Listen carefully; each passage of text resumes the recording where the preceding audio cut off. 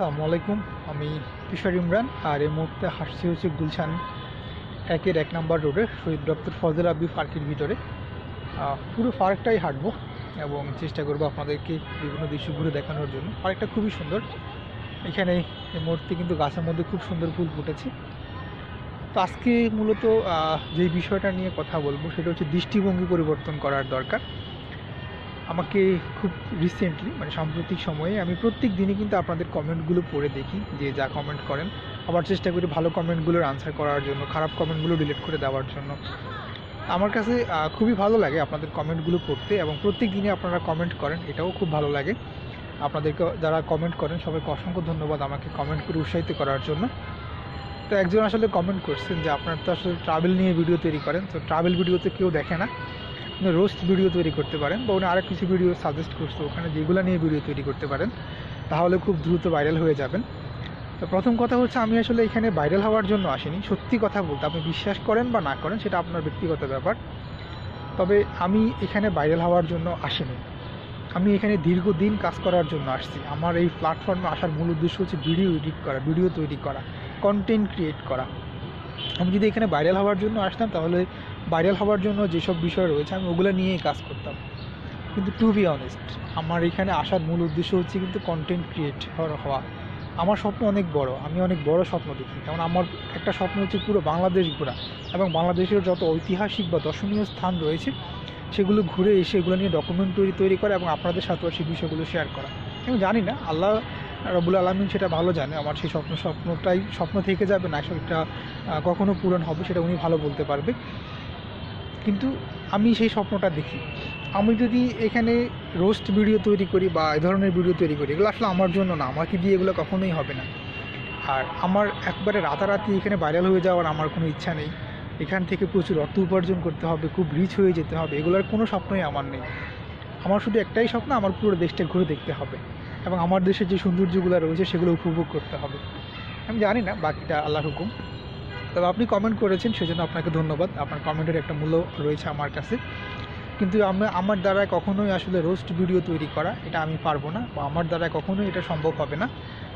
So এগুলো আসলে যারা করে আমি তাদেরকে যে খারাপ তাও কিন্তু বলবো না, কিন্তু আমার কাছে মনে হয় এগুলো গীবত করা হয়। কাউকে নিয়ে কথা বলা, তার পিছনে তাকে নিয়ে ভিডিও তৈরি করা এবং তাকে নিয়ে বিভিন্ন বাজেভাবে কথা বলা বা ভালোভাবে কথা বলা, যেভাবেই বলি না কেন, এটা আমার কাছে গীবত মনে হয়।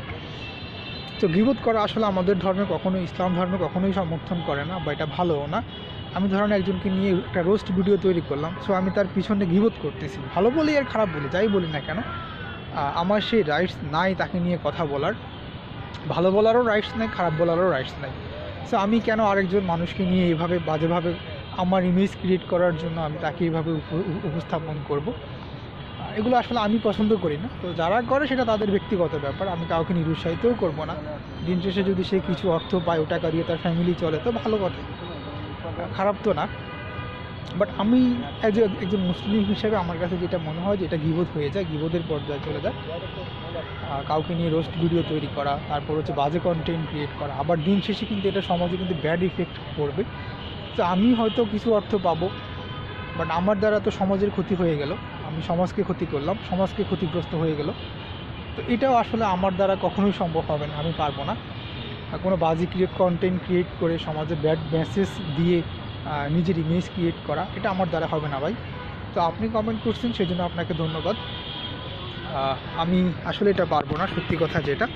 আমি যেটা নিয়ে কাজ করছি, আমি ট্রাভেল নিয়ে কাজ করছি। আমি বিভিন্ন ক্লাস লেকচার দিচ্ছি, লেকচারগুলো হয়তো এখন আপাতত বন্ধ। আমি অনেক দিন ধরে আসলে ক্লাস ভিডিও তৈরি করছি না বা লেকচার তৈরি করছি না, এটা আমার একটু প্রবলেম ছিল, যার জন্য। তো অনেকেও জানে না, আমার মা অসুস্থ দীর্ঘদিন ধরে। তো বাসায় আসলে ভিডিও তৈরি করতে হলে কিন্তু একটা প্লেস দরকার, ওই প্লেসটা এখন আর নাই, যেহেতু মা অসুস্থ, মাকে দেখাশোনা করতে হয়, অনেক বিষয় রয়েছে এখানে। বাট হ্যাঁ, আমি আবার ওটা শুরু করব খুব শীঘ্রই। আমার যে ক্লাস ভিডিওগুলো ছিল, আমার স্যার তুষার ইমরান খান যে চ্যানেলটা রয়েছে আমার, ওই চ্যানেলে আমি খুব শীঘ্রই ভিডিও দেওয়া শুরু করব।